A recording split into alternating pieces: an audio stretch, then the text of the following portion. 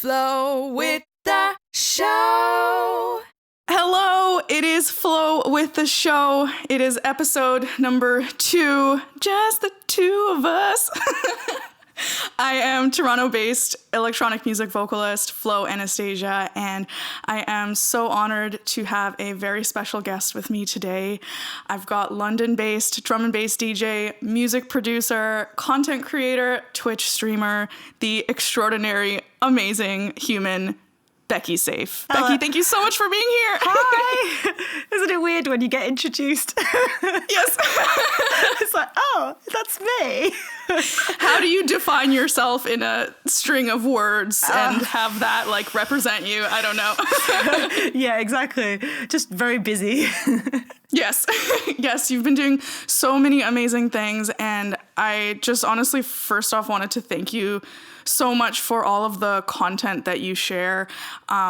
You're so open about sharing your story and all these kinds of different journeys that you've been on, and I relate to you so much in so many ways. I mean, like mental health related stuff, history with anxiety, depression, sobriety, the drum and bass community, so many different things. And your content always really inspires me. It's positively uplifting. It makes me think.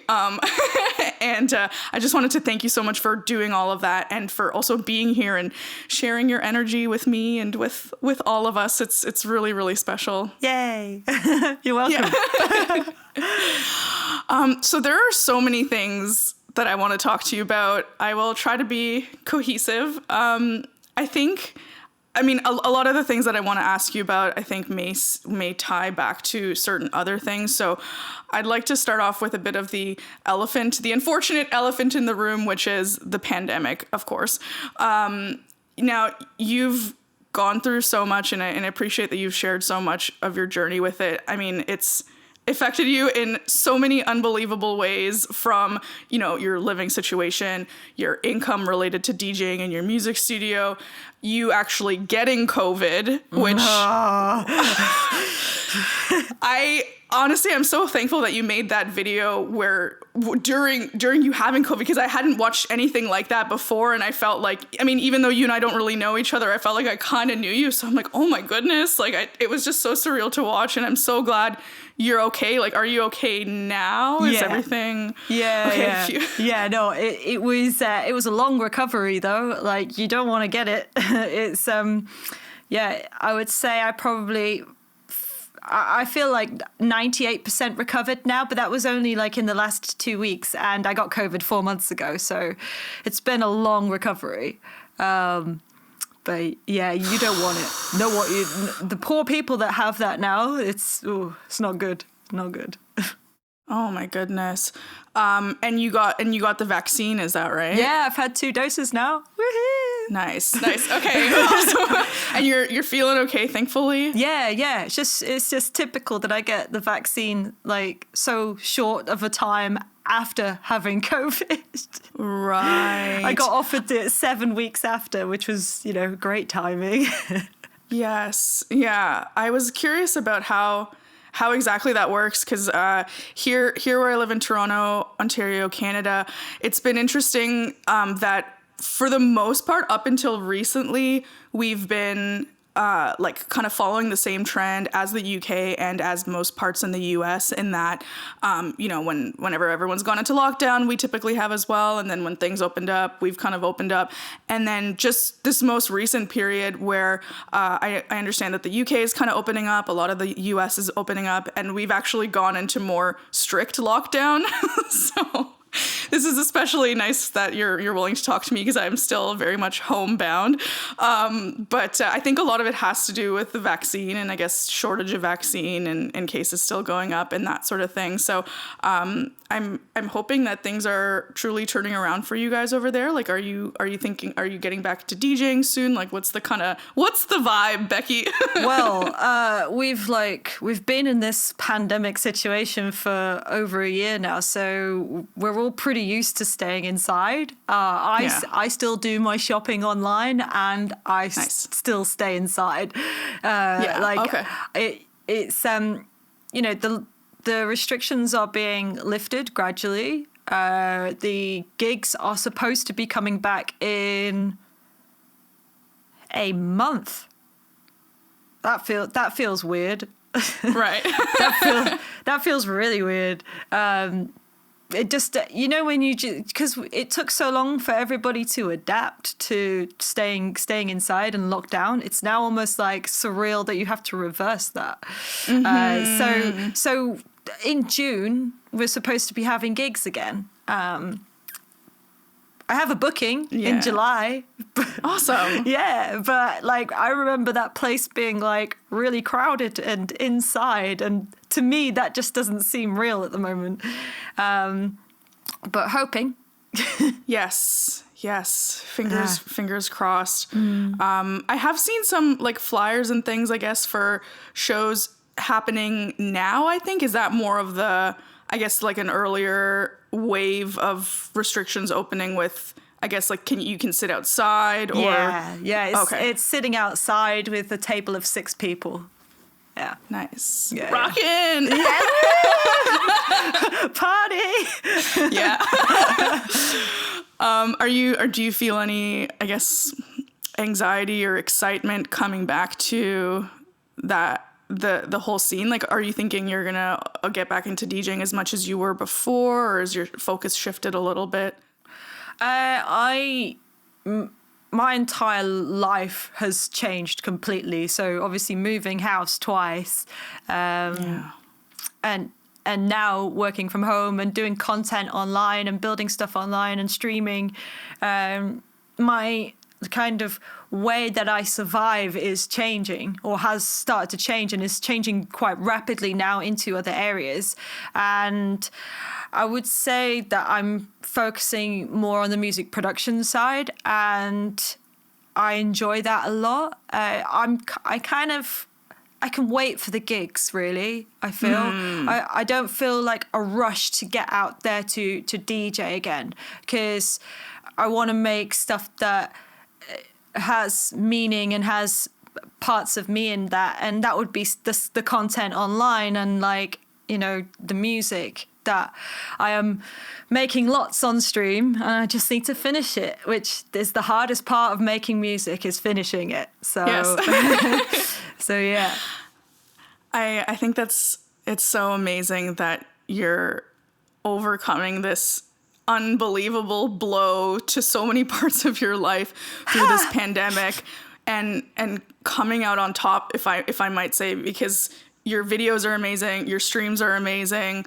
It feels so like your thing, it feels so natural to exactly what you should be doing. And again, although I don't know you personally, I always feel so proud of you every time I see you doing things online. And I guess it's unfortunate and sad, but almost, I guess, the silver lining in a way is that this has kind of forced you into doing more of that, away from the DJing, and kind of getting more into the digital world and that kind of thing. Because if it wasn't the pandemic, I guess like DJing is really awesome as well, but there's obviously certain limitations there as well. And moving more into a digital world, it seems like, the whole making content and sharing music tips with producers and streaming and that kind of thing, it feels like we're kind of heading in this direction, and that COVID has just kind of like pushed us into this even more. I'm also curious to ask you about your sobriety, if you're comfortable sharing that at all. Yeah. I really appreciated you had made a video a while back around I think it was your 1.5 year mark. Yeah. I watched that when I was still in the throes of my various, I guess, addictions, and there's a lot of things that I want to say here, but firstly, seeing that video came at a really good time, because I feel that especially as young children growing up as well, we don't really see a lot of content or movies or people out there that are like partying but sober, and are showing that like you can live a fun and happy, successful life and be sober. Like, I feel like a lot of the the music I listened to and the shows I watched and all of that images growing up was like, partying, you gotta be wasted. Yeah. Woo, it's so fun. Like, and I really appreciate seeing more and more, people that I admire talk about that they are living a sober or clean life and that they're happy and that they're successful. And I wish I saw more of that growing up. So I really, really thank you for doing that. And I'd love for you to share a little bit more of that story on this platform as well, to just kind of, I just want to share as much of that kind of like sober is cool vibe with people as I can. It is cool. It's the unknown, I guess, that's the terrifying part. It's the how do you cope with life now if you're sober? And you're right. Like most of us, or a large majority of us, are not really given a blueprint of how to live life when we're younger. And if we're not, we seek kind of some form of answers when we reach adulthood. And a lot of the time that comes through the party scene, because it is it's offering things that humans naturally want, which is love, unity, connection, togetherness, right. Euphoria, serotonin, all of the things that Yes. we actually crave. And if we don't get that as kids, we seek that more as adults. And it's nice at first, the party scene. It's really nice, and it feels good if you're with your friends and you're in that kind of that happy zone, that middle ground. But then sometimes it can just go a bit too far, and then the stuff that comes in is the bits where you make mistakes, or you're really hard on yourself, and you find that you feel lonely and sad, because a lot of the drugs in the scene are either depressants or they give you a come down.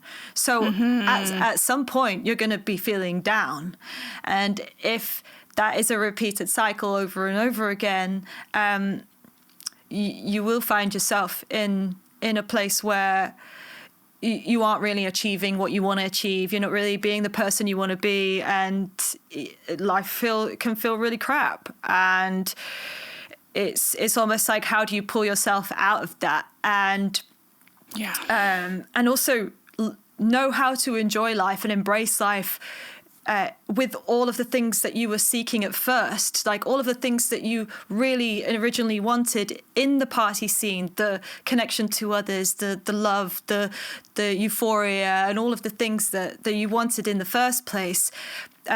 Those things can be attained with a sober lifestyle.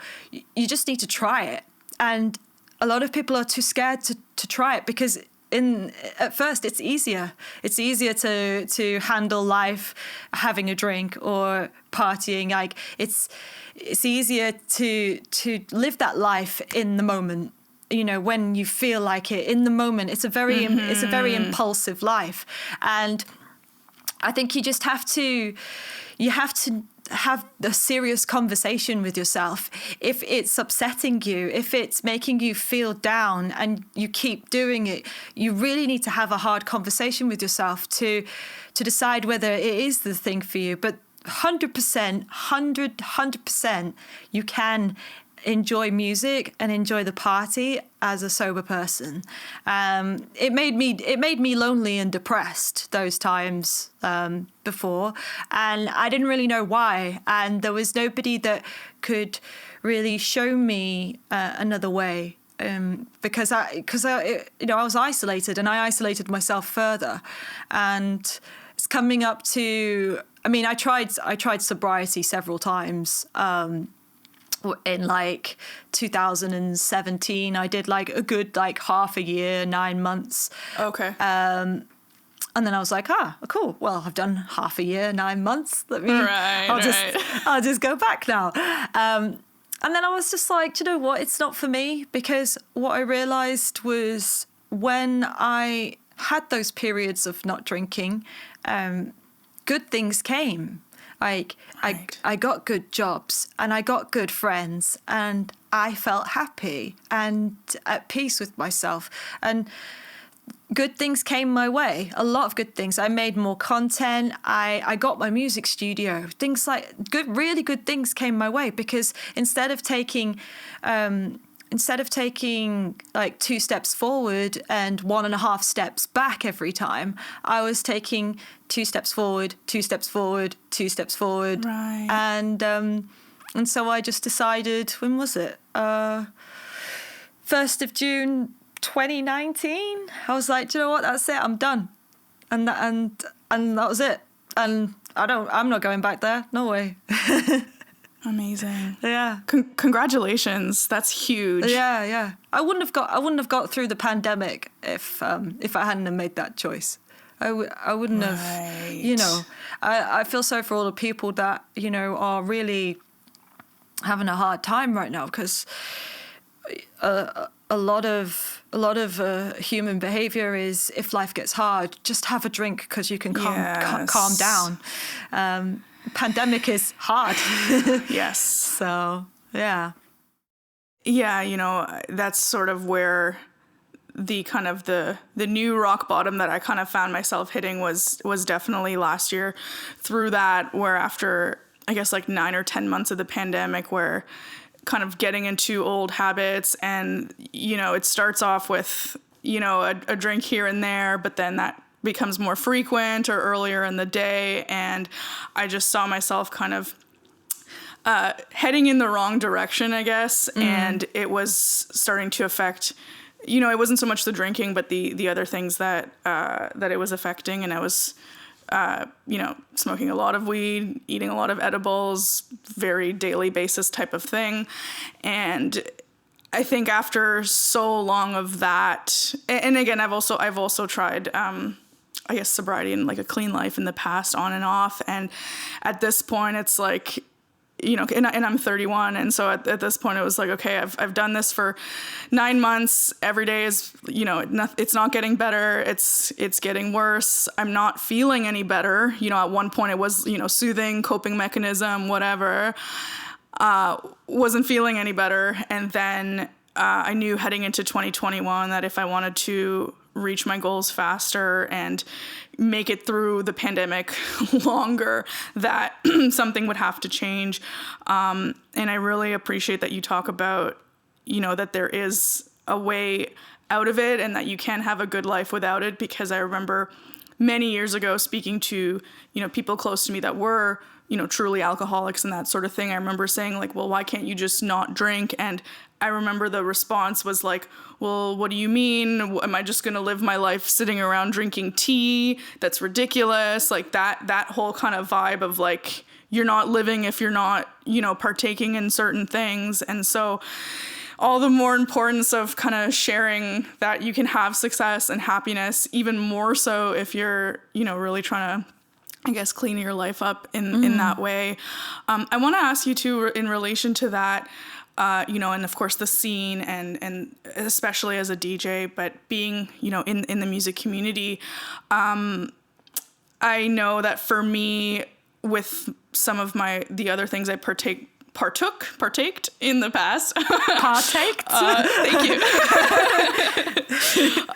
A lot of that was, you know, entrenched in a certain, you know, a group of friends or people like in that sort of community, where I remember at that time years ago, I had a hard time, I guess, severing friendships or saying goodbye to people that weren't a great influence on me. And I noticed, I learned about myself within the last year that I have like people pleasing tendencies. And so a lot of that was like, I just want to do this in a nice way and be a nice person, and I don't want to hurt your feelings. But after a certain time, like certain friendships were really stopping me from, you know, achieving the things I wanted to do and spending the time doing the things I wanted to do. And so I'm curious kind of how did you have those kinds of experiences, and how did you go about, I guess, you know, surrounding yourself with more of a positive people kind of thing? So I couldn't wait to get away from those people. Like I couldn't wait, to be honest. Like No, I don't like. Oh, it's weird because like my first reaction was I couldn't wait to get away from those people, but at the same time they were very lost people, and Yes. and that's where the empathy comes in. Is that it came about very naturally that those people kind of filtered out of my life because we weren't doing the same things anymore. I wake up at 6 a.m. now. Like, nice. Oh, wow. Like awesome. they would have still been awake. And once you start to change your behavior and your environment and all the things that don't align with the people that maybe once surrounded yourself with, they don't find interest. You don't find common ground with those people anymore. So they just disappeared. It was, and then I got new, more healthier, more ambitious, harder working people, more caring people in my life. So yeah. Awesome. But there was no real. I'm not a people pleaser. Nice. But I do allow certain things that I probably should put my foot down a little bit more. So I don't do things. Yeah, I don't do things to please people, but I need to stand my ground more. That's definitely. Yes. And I think that sense of awareness is really good. If knowing that about yourself means that you give yourself an opportunity to grow, you know. Right. So yeah. So it's not a bad thing. It's a human thing. It's like, it's what humans do. That's exactly it. And yeah, I found that I spent so much of my own energy trying not to hurt someone's feelings that I ended up it just prolonged the period of like me hurting myself. And it came a point where I had to put myself first. And that was also a very, I guess, foreign experience because you're also taught like, well, you shouldn't be selfish and you should, all of that. So anyway, lots to learn. I really appreciate that you've got a lot of focus on, making content that is around self-improvement and that sort of thing. Because I think about those kinds of things all the time. I wanted to ask you this question around openness. So I'm trying to be more vulnerable, be more honest, both in real life and especially online, where I want to share more of my story. As an example, like even talking about like the whole addiction thing, I think a lot of what makes me nervous about that is that a lot of those stories are things that I haven't even really talked to my family about and that sort of thing. And yet I do really want to share my stories online because I've seen how much hearing other people's stories have helped me. Yeah. And so I'm curious, I really appreciate that you're so open about so many things and, your medical traumas, relationship abuse, like all these kinds of things. Like, does it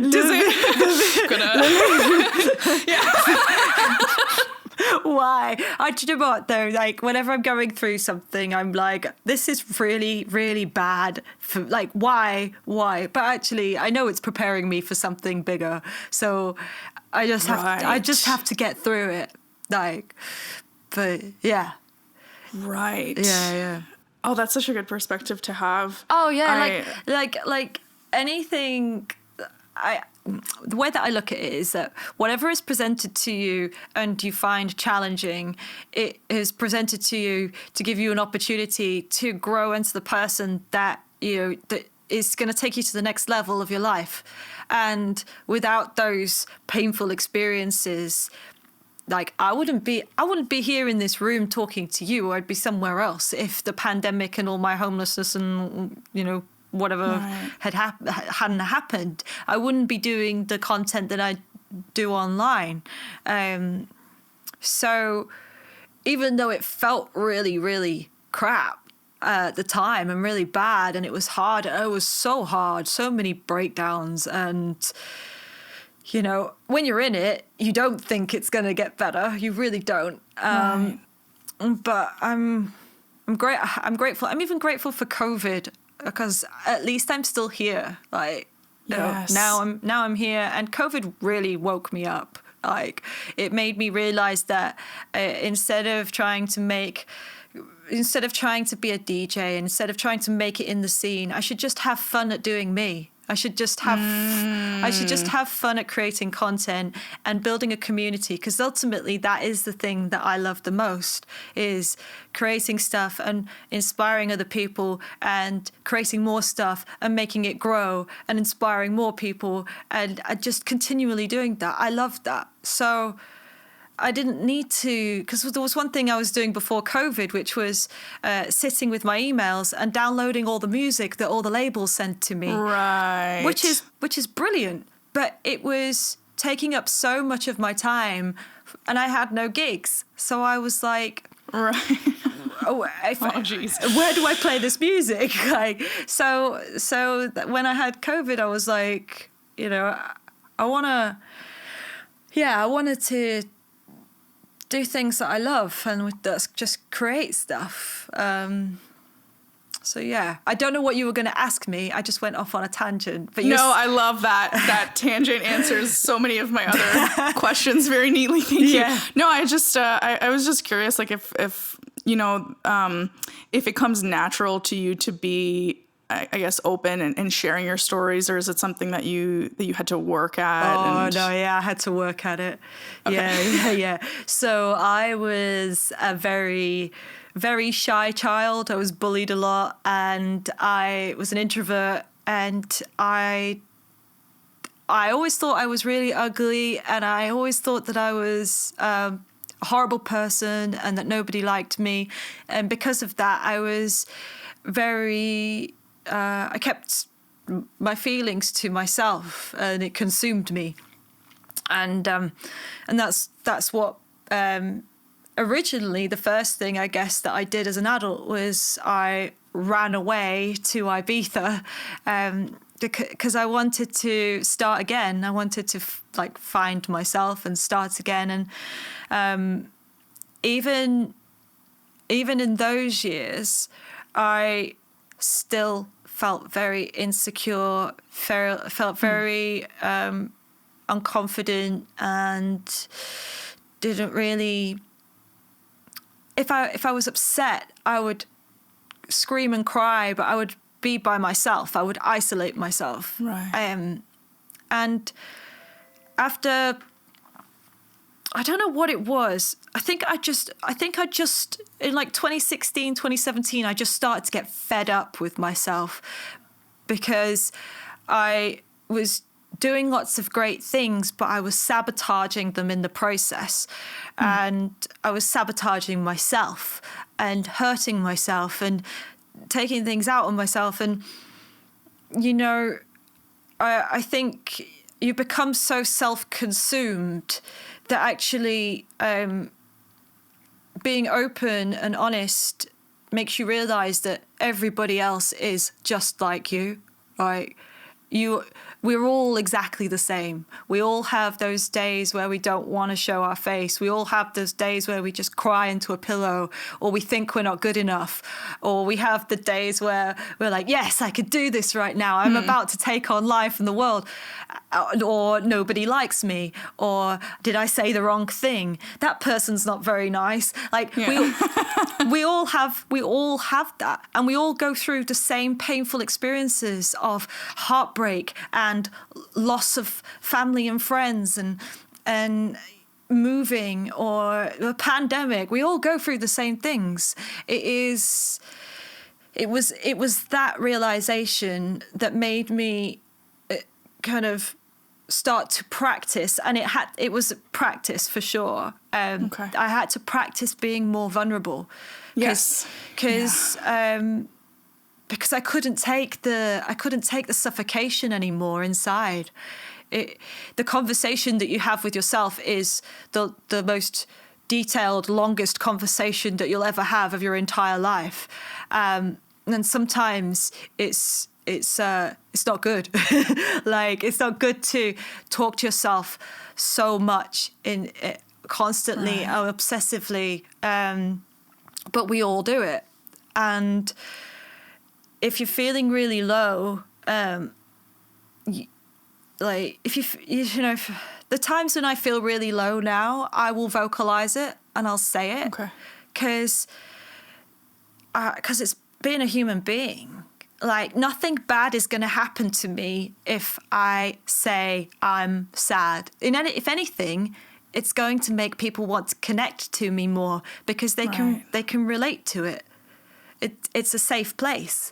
If somebody is open and honest about feeling crap or feeling down, I keep using the word crap, don't know why. It's okay. I think it's like the cross Atlantic. I'm like, which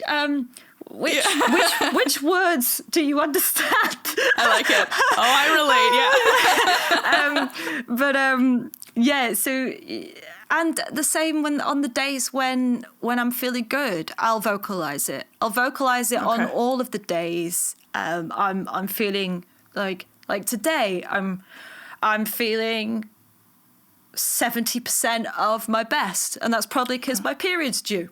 and that's me vocalizing how I feel. Yeah. Or I keep it to myself and it piles on top of all the other stuff that I worry and care about and obsess about.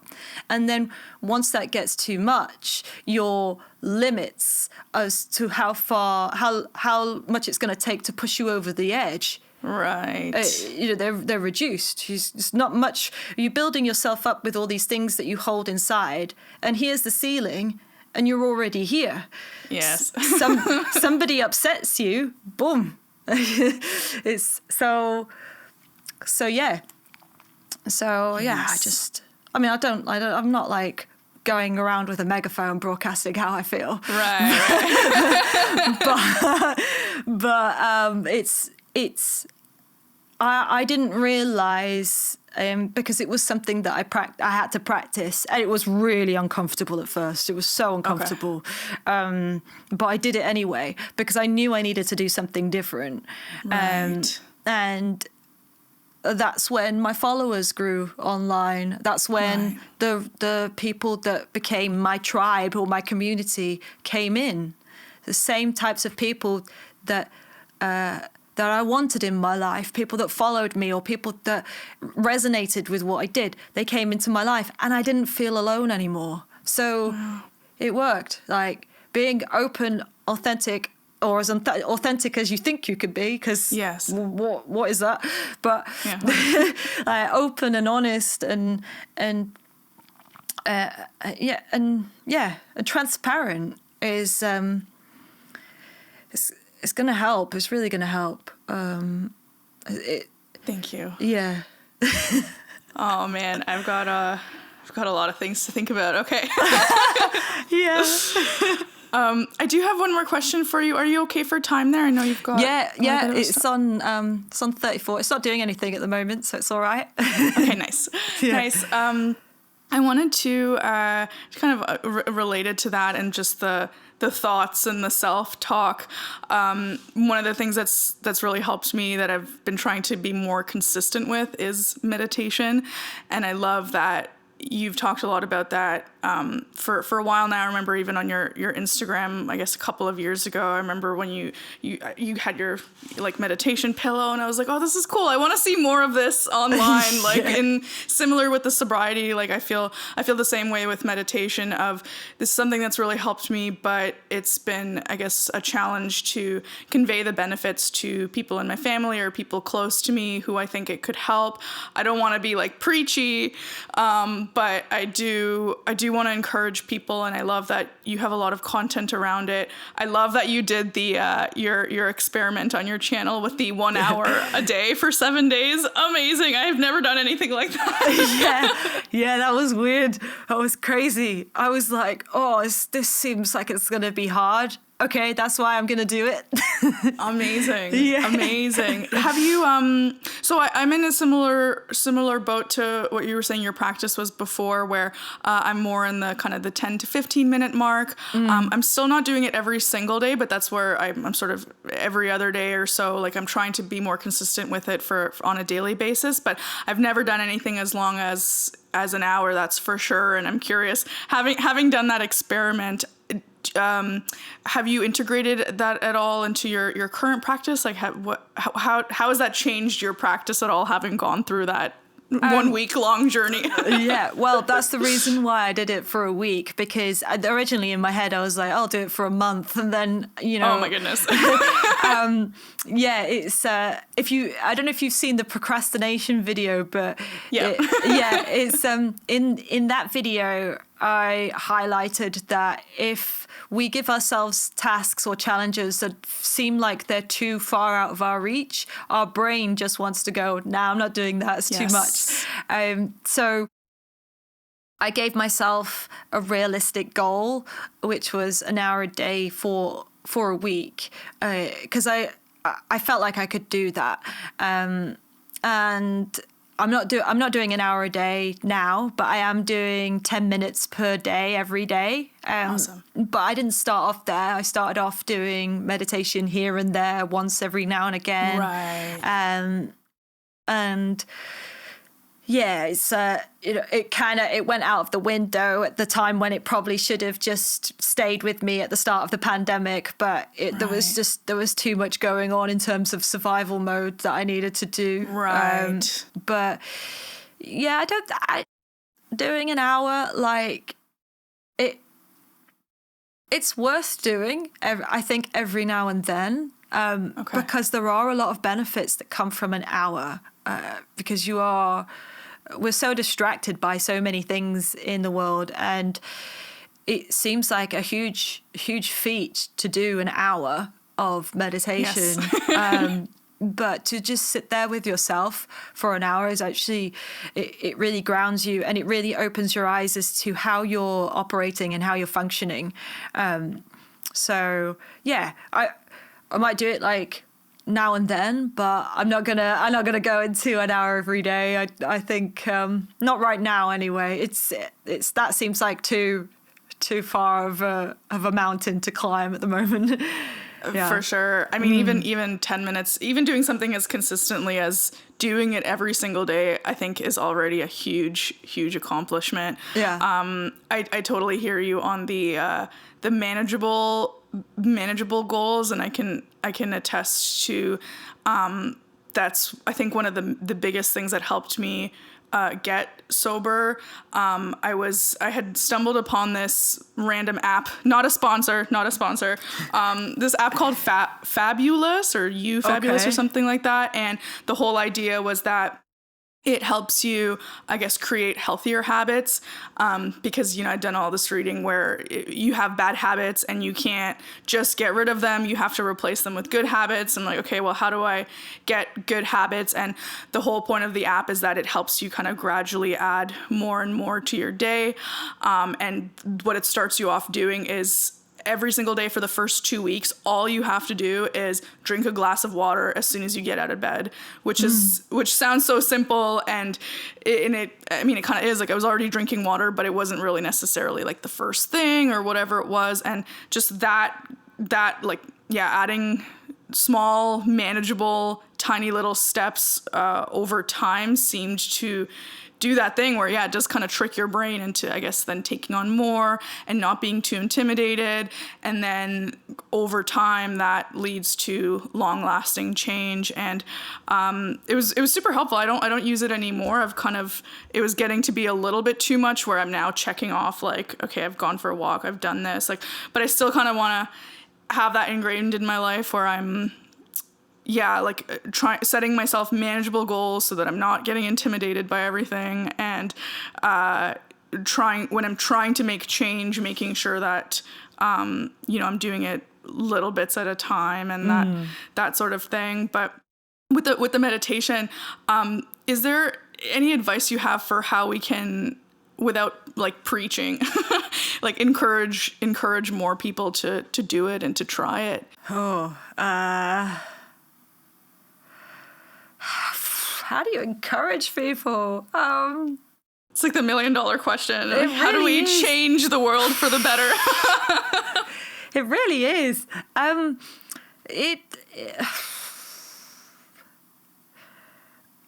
It's almost like a case of like, what have you got to lose, I guess. Like, if you don't, like, it's it's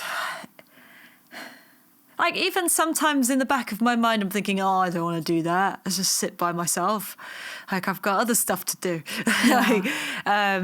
But the benefits that come from it are so much self-awareness that we spend our time with our eyes looking out at everything else except for ourselves. But we think about ourselves the most whilst looking at everything else. Right. You know? I'm looking at what he's doing and what she's doing and what they're doing and but I'm thinking about myself at the same time. But are you really looking at yourself at the same time? Because you're not. Like, the way that like when you sit and you meditate, you really truly look at yourself and how you operate. And there's times in the last month where I'm obsessing over that thing too much. It's affecting me. Yeah. So now I need to change it. And this is just like passing thoughts that come in, which thoughts are okay in meditation. They're fine, because that means that you're alive and that you're conscious and you're a human being. Right. You know, if you weren't thinking, then there's an issue. But like, certain thoughts were coming in and coming in and coming in, and it wasn't about me. It was about other things that were not beneficial to my life, to my journey, to my destination.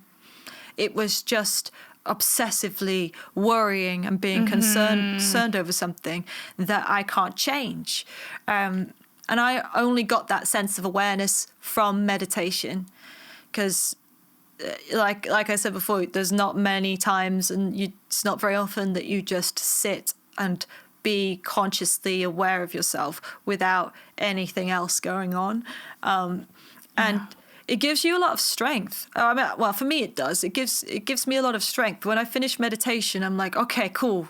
All right, I'm grounded now. I'm ready to go. But it's just the same as like going to the gym. The hardest part about doing it is making the decision to do it. That's the hardest part. Once you're at the gym, you're working out. Once you're doing meditation, cool. But the hardest part about doing these things is making the decision to do them. So once you get over the making the decision part, you get into the rhythm. So, yeah. Thank you. Thank you for sharing that. I mean, I think that just even us talking about it, and I guess having more conversations around it, I guess helps as well, similar to with the sobriety of like, the more I guess you see people talking about it, the more it can be like normalized. And I definitely relate 100% to the physical fitness side of it, of like, I know this is good for me, but it's just the doing it that is the challenge. So thank you so much for that. I honestly thank you so much for being with me today. This is such an honor. It's very surreal for me to speak to you, because I've seen so much of your content that you speaking to me is now, it's kind of like a very surreal dream world of mine right now. So thank you. Yeah, but it's cool. It is really cool. Yeah, this is the stuff that comes out of like a pandemic, really. It's like we all end up going online and connecting with each other on a global level, and we're able to do stuff like this, and this is cool. Like, it's surreal for me talking about me to somebody that's seen a lot of me. It's really strange, because sometimes like that barrier between you posting content, you don't see how, like, I get messages, but you don't see the other side of it. So it's really nice to like to speak to you and know that you've actually seen my content and that it's helped you. It's like, whoa, my mind blown like a little bit there. It's like, because I'm just here in my room doing my stuff and like, you know, doing my little morning routine, creating content, saying hello to people, and then go to bed. Yes, and I wish you luck with making more content. I definitely will stay tuned, and you're doing such an amazing job, and you're helping so many people, and I really truly wish you the best. I know it's been a crazy couple of years. I know it's been a crazy life. But I just I really believe in what you're doing, and you have so much passion around it too, and I think a lot of people can feel that. So thank you for everything you do. I wish you the best with everything. You're amazing. I love you, all those things. So keep at it. You're awesome. And thank you again for being here. Oh, thank you.